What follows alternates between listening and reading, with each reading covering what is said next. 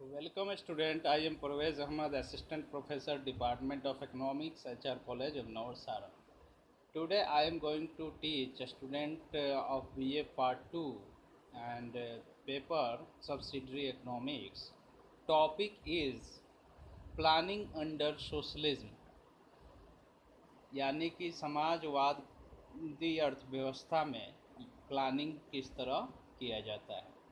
समाजवादी अर्थव्यवस्था नाम से ही हम यहाँ पे समाज जुड़ा हुआ आता है। समाज, सोशल, सोसाइटी, यानी कि जो समाजवादी अर्थव्यवस्था होता है वो समाज के कल्याण के लिए सारे उत्पादन प्रोसेस या उत्पादन उसमें किया जाता है। तो इसीलिए इसका जो प्लानिंग होता है सेंट्रल प्लान के तहत किया जाता है, क्योंकि गवर्नमेंट अपने प्लानिंग अथॉरिटी या प्लानिंग कमीशन के तहत जो समाज की आवश्यकताएं, उद्देश्य, समाज की आवश्यकताओं और समाज के विकास, समाज के कल्याण के लिए जो भी उद्देश्य निर्धारित करती है उसको पूरा करने के लिए सेंट्रल प्लान बनाती है। तो अब हम लोग डिस्कस करते हैं एक्चुअल में समाजवाद में प्लान किस तरह बनते हैं, सोशलिज्म में प्लानिंग किस तरह तैयार किए जाते हैं। तो planning under socialism is based on A central plan, यानी कि इसमें एक सेंट्रल प्लान होता है सोशलिज्म के अंदर, जो सेंट्रल गवर्नमेंट अपने, जैसे भारत में प्लानिंग कमीशन था जो अब नीति आयोग के नाम से जाना जा रहा है, उसको प्लान बनाना होता है। There is a central planning authority, यहाँ पे एक सेंट्रल प्लानिंग केंद्रीय जो योजना के अधिकारी होते हैं वो प्लान बनाते हैं। They formulates a plan for the entire economy, पूरे देश के अर्थव्यवस्था के लिए central authority, central planning authority plan तैयार करते हैं। There is complete centralization of economic power in the targets, यानी कि जो इकोनॉमिक पावर है वो कंप्लीट सेंट्रलाइज होता है सेंट्रल गवर्नमेंट सेंट्रल प्लान में। सेंट्रल प्लानिंग अथॉरिटी क्या करता है, ऑर्गेनाइज करता है यानी संगठित करता है और एलोकेट करता है resources of the economy bye deliberate direction, यानी कि जानबूझकर अपने इच्छा के अनुसार, ज़रूरत के हिसाब से गवर्नमेंट डायरेक्शन किस दिशा में और कैसे नियंत्रित करना है इकोनॉमिक रिसोर्सेज को और कैसे एलोकेट करना है, संगठित करना है कि हमारे जो प्री डिटरमाइंड गोल्स होते हैं, पर्पस होता है, देश के उद्देश्य जो होता है इकोनॉमिक, सोशियो इकोनॉमिक उद्देश्य, उसको पूरा करने के लिए with in given time frame, यानी दिए हुए समय में।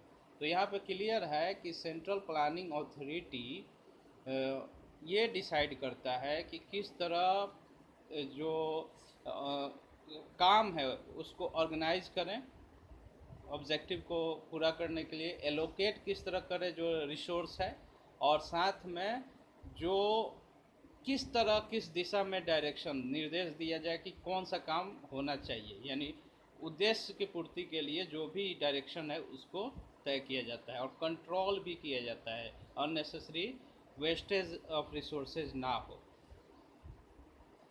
The central problem of an economy, what and how much is to be produced, यानी कि क्या प्रोड्यूस किया जाए और कितनी मात्रा में प्रोड्यूस किया जाए।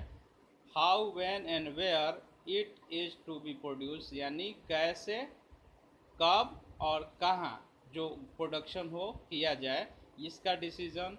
And to whom it is to be allocated are exclusively decided by central authority और सेंट्रल प्लान, यानी कि जो सेंट्रल प्रॉब्लम्स होते हैं इकोनॉमी के, क्या प्रोड्यूस करें, कितनी मात्रा में प्रोड्यूस करें और कैसे प्रोड्यूस करें और कब प्रोड्यूस करें और कहाँ प्रोड्यूस करें, और साथ में कैसे जो प्रोडक्ट है उसको एलोकेट करें डिफरेंट फैक्टर्स ऑफ प्रोडक्शन या डिफरेंट प्रोडक्शन में।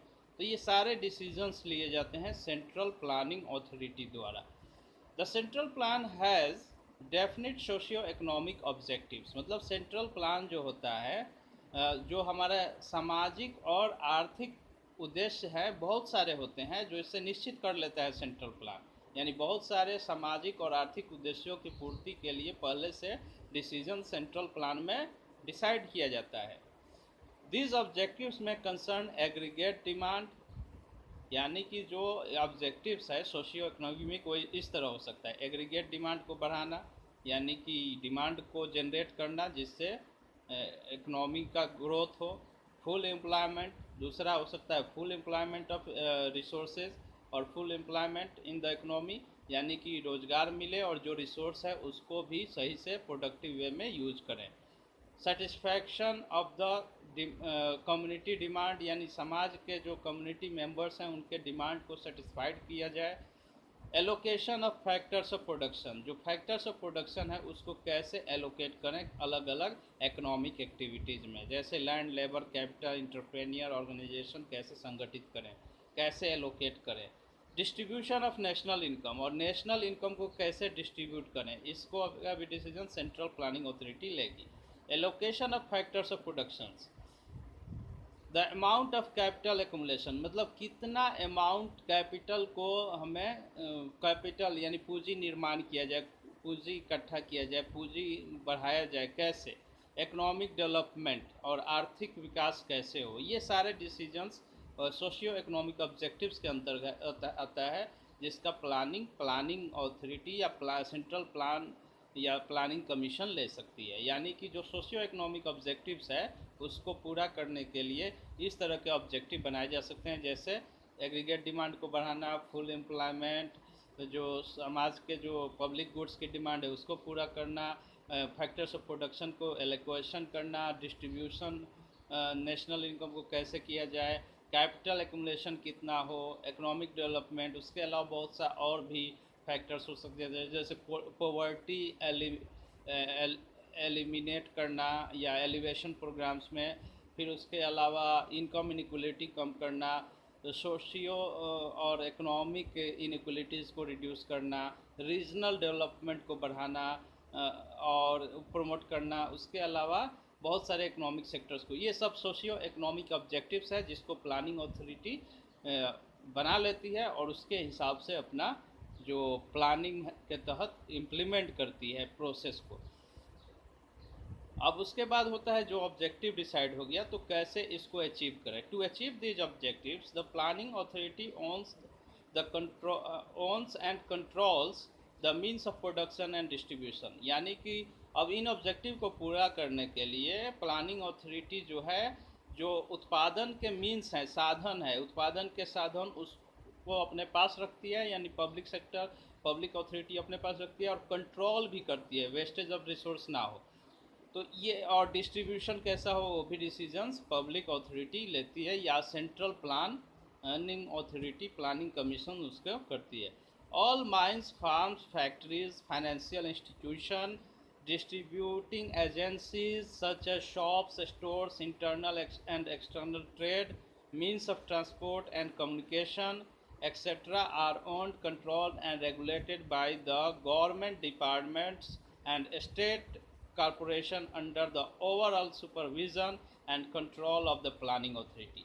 यानी जो भी हमारे इकोनॉमिक उद्देश्य हैं उसको पूरा करने के लिए गवर्नमेंट या प्लानिंग अथॉरिटी या प्लानिंग कमीशंस क्या करती है, सारे जो मीन्स ऑफ प्रोडक्शन है और जो भी डिस्ट्रीब्यूशन है उसका जो रिस्पॉन्सिबिलिटी है या उसका ओनरशिप है अपने हाथों में रखती है। उसको डिस्ट्रीब्यूट करना, एलोकेट करना, कंट्रोल करना, रेगुलेट करना, सारा काम प्लानिंग अथॉरिटी की होती है और सेंट्रल गवर्नमेंट के हाथ में होती है।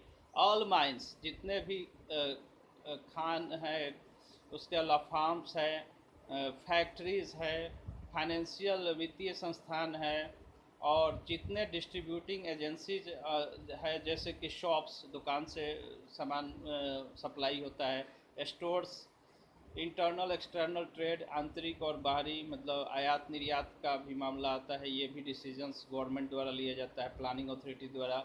मीन्स ऑफ ट्रांसपोर्ट, यातायात के साधन और कम्युनिकेशन, संचार के साधन, ये सारे चीज़ें डिपार्टमेंट प्लानिंग अथॉरिटी के अंदर होते हैं और उनके डायरेक्शन और उनके कंट्रोल और उनके रेगुलेशंस के तहत चलते हैं। और स्टेट इंटरप्राइजेज या कॉरपोरेशंस भी प्लानिंग अथॉरिटी के ही पार्ट्स होते हैं, उनके अंदर भी सुपरविजन और कंट्रोल होता है।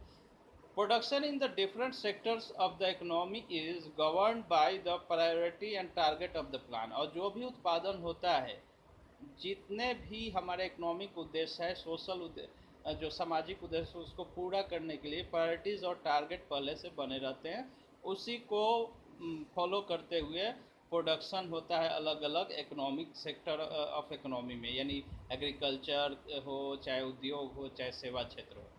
Production of consumer goods is generally governed by the reference of consumers, and available commodities are distributed to them at fixed price। यानी जो कंज्यूमर गुड्स है, यानी बेसिक नीड के जो गुड्स होते हैं, वो कंज्यूमर को ध्यान में देते हुए प्रोडक्शन होता है, और उसका जो प्राइस होता है फिक्स्ड प्राइस पे सप्लाई किया जाता है। क्योंकि हर गरीब से गरीब और अमीर से अमीर, इसमें डिफ्रेंशिएशन नहीं किया जाएगा, डिस्क्रिमिनेशन नहीं होगा, हर किसी के लिए एक फिक्स प्राइस पे वो गुड्स मिलेगा, कमोडिटी मिलेगा, जो कंज्यूमर गुड्स होगा, और कंज्यूमर को ध्यान में देते हुए ही उसका प्रोडक्शन भी होगा। Under socialist planning, consumer society is confirmed only to the choice of socially useful commodities. यानी कि जो सामाजिक प्लानिंग होता है, समाजवाद में जो प्लानिंग होता है, वो कंज्यूमर को ही ध्यान में देखते हुए उत्पादन होता है और कंजप्शन होता है उसी कमोडिटी का। अब बात करते हैं कि सोशलिज्म में प्लानिंग प्रोसेस जो होता है, उसमें प्राइसिंग पॉलिसीज़ या प्राइसिंग डिसीजंस कैसे होते हैं। The pricing process under socialist planning does not operate freely automatically but works under the control and regulation of the central planning authority। यानी कि जो प्राइसिंग पॉलिसीज़ है, किसी भी वस्तु कमोडिटीज़ का प्राइस कितना हो, ये सोशलिस्ट प्लानिंग में ये फ्रीली ऑपरेट नहीं होता है, यानी मार्केट पे नहीं छोड़ा जाता है प्राइस डिटर्मिनेशन के लिए, डिमांड और सप्लाई बेस पे प्राइस नहीं होता है। क्योंकि हमें यहाँ समाजवाद में समाज के कल्याण के बारे में सोचा जाता है, तो ये जो होता है generally control and regulation of the central planning authority के अंदर होता है। यानी जो भी सेंट्रल अथॉरिटी है, उसमें प्राइस गुड्स का, कमोडिटीज़ का प्राइस क्या हो, वो किसके कंट्रोल में होता है, सेंट्रल अथॉरिटी, यानी केंद्रीय अधिकारी, केंद्रीय विभाग द्वारा तय किया जाता है कितना प्राइस हो, और उसका रेगुलेशन भी तय किया जाता है किस तरह प्राइस डिसाइड किया जाएगा। According to Dickinson, socialist planning and the pricing process are not opposed to each other। यानी कि सोशलिस्ट प्लानिंग में, डिकिंसन साहब ने कहा है कि सोशलिस्ट प्लानिंग में प्लानिंग जो होता है उसमें प्राइसिंग प्रोसेस एक दूसरे के अपोजिट नहीं होता है। जैसे मार्केट मैकेनिज्म को ही प्रमोट करता है ये सोशलिज्म, लेकिन ये है कि उस पर कंट्रोल करते हुए, रेगुलेट करते हुए, क्योंकि बहुत एक्सेस प्राइस भी ना हो। यानी कि मार्केट मैकेनिज्म को भी फ्रीडम देता है थोड़ा, लेकिन उसमें कंट्रोल होता है। They are complementary principle of economic regulation. लेकिन एक तरह से कह सकते हैं प्लानिंग अथॉरिटी हो, वो प्राइसिंग पॉलिसीज़ अपनाए, प्रोसेस अपनाए, या मार्केट मैकेनिज्म, दोनों एक दूसरे के कम्प्लीमेंट्री होते हैं, यानी सहयोगी होते हैं। प्राइस तय होगा डिमांड एंड सप्लाई से ही, लेकिन एक्सेस प्राइस नहीं होगा, उस पर कंट्रोल होगा।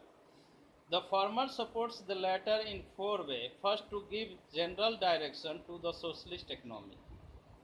Second, to make decision where market indication are lacking. Third, to eliminate cyclical fluctuation in economic activity. Fourth, to deal with a special emergency। इसीलिए हम कह सकते हैं प्राइसिंग प्रोसेस जो है बहुत ही इम्पोर्टेंट रोल प्ले करता है। Under socialist planning, even though prices are fixed by the planning authority. यानी कि अगर प्लानिंग अथॉरिटी भी प्राइस जो फिक्स करता है, तो कहीं ना कहीं मार्केट मैकेनिज्म और प्राइस मैकेनिज्म को देखते हुए ही किया जाता है, और इकोनॉमी में डिप्रेशन और इन्फ्लेशन की स्थिति ना हो, इस वजह से गवर्नमेंट इसमें प्राइस कंट्रोल की जो पॉलिसीज़ है अपनाती है और रेगुलेट करती है। There are market prices at which consumer goods are sold, और ये मार्केट में प्राइस तय हो जाता है जिस पे कंज्यूमर गुड्स बेचे जाते हैं। There are also accounting prices on the basis of which managers decides about the choice of production method. यहाँ क्लियर हो गया। तो कंक्लूजन में हम कह सकते हैं कि socialist planning is superior to capitalist planning, यानी समाजवादी जो योजना होता है वो कैपिटलिस्ट योजना से सुपीरियर होता है, बेहतर होता है।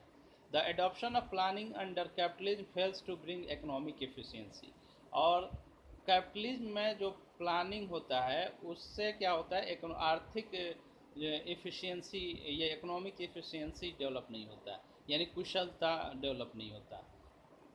क्योंकि जो कैपिटलिज्म में जो प्राइसिंग पॉलिसीज़ है उसमें वेस्टेज ऑफ रिसोर्स ज़्यादा होते हैं, यानी संसाधनों का जो बर्बादी बहुत अधिक होते हैं। To check the monopolistic practices fully, to reduce inequalities of income and wealth and to avoid booms and slumps, यानी कि जो मोनोपोलिस्टिक प्रैक्टिसेस है उसको रोकने के लिए ही नेशनलाइज करना पड़ता है, जो सोशलिस्ट प्लानिंग को लाया जाता है। और उससे क्या होता है कि जो इकोनॉमिक वेस्टेज, रिसोर्सेज का वेस्टेज होता है वो कम हो जाता है, प्राइस जो होता है एक फिक्स होता है जिससे आम पब्लिक को उससे फ़ायदा होता है। तो हम कह सकते हैं कि प्लानिंग जो होता है, जो सोशलिस्ट प्लानिंग, वो बेहतर होता है। ये इकोनॉमिक एग्रीगेट डिमांड को मैनेज करने में, इन्फ्लेशनरी और डिफ्लेशनरी प्रेशर को कंट्रोल करने में, उसके अलावा अननेसेसरी जो रिसोर्स का मिसयूज होता है मोनोपोलिस्टिक या एक तरह से कैपिटलिज्म में, उसको रोकने में ये सोशलिस्ट प्लानिंग ज़्यादा कामयाब है, क्योंकि ये इनकम इनइक्वलिटीज़ को कम कर सकता है, ये बैलेंस रीजनल ग्रोथ को प्रमोट कर सकता है, अनएम्प्लॉयमेंट स्थिति में को कंट्रोल कर सकता है। तो इसीलिए कह सकते हैं समाजवादी प्लानिंग जो है कैपिटलिज्म प्लानिंग से बेहतर है। तो एक बार हम उसको प्रिसाइजली कह दें समाजवाद क्या है, समाजवाद में प्लानिंग कैसे होता है। समाजवाद वह अर्थव्यवस्था है जिसमें जो मीन्स ऑफ प्रोडक्शन है और जो means of production, process of productions और प्राइस पॉलिसी, ये प्लानिंग अथॉरिटी द्वारा होता है, सेंट्रल प्लानिंग अथॉरिटी द्वारा होता है। और पब्लिक के वेलफेयर यानी समाज के कल्याण के लिए कोई भी प्रोडक्शन प्रोसेस किया जाता है, यानी आर्थिक उद्देश्य के साथ हमारा सामाजिक उद्देश्य भी मेन उद्देश्य होता है, जिसे पूरा करना ये प्लानिंग अथॉरिटी या central planning commission, planning authority का मेन ऑब्जेक्टिव होता है। उसीलिए प्लान जो बनता है, इम्प्लीमेंट होता है, जो रेगुलेट होता है, कंट्रोल होता है, ये सारा डिसीजंस प्लान, सेंट्रल प्लान द्वारा किया जाता है, जिससे हमारे बहुत सारे सोशियो इकोनॉमिक ऑब्जेक्टिव्स को पूरा किया जा सकता है। इसी के साथ आज का टॉपिक प्लानिंग अंडर सोशलिज्म को हम ख़त्म कर रहे हैं। नेक्स्ट क्लास में हम लोग प्लानिंग अंडर मिक्स्ड इकोनॉमी पढ़ेंगे। Thank you.